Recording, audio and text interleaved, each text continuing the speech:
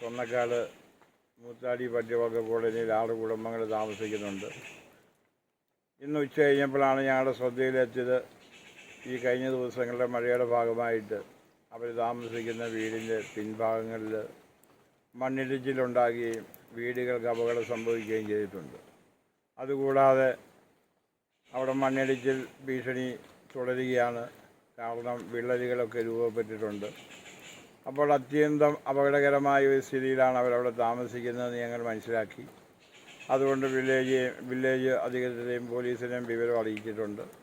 ഇപ്പോൾ ആ കോളനിയിലുള്ള 6 കുടുംബങ്ങളിലെ 22 ആളുകളെ മാലോത്ത് ഗസ്വ സ്കൂളിലേക്ക് മാറ്റിപ്പാർപ്പിക്കാനുള്ള നടപടികൾക്ക് ഞങ്ങളിവിടെ എത്തിച്ചേർന്നിരിക്കുകയാണ്.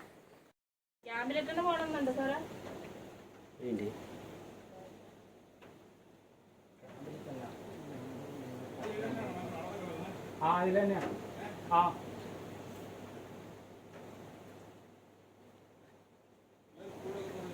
അതെ.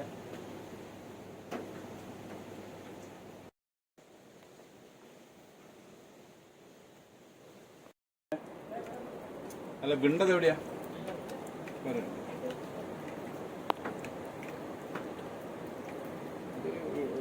അല്ലേ?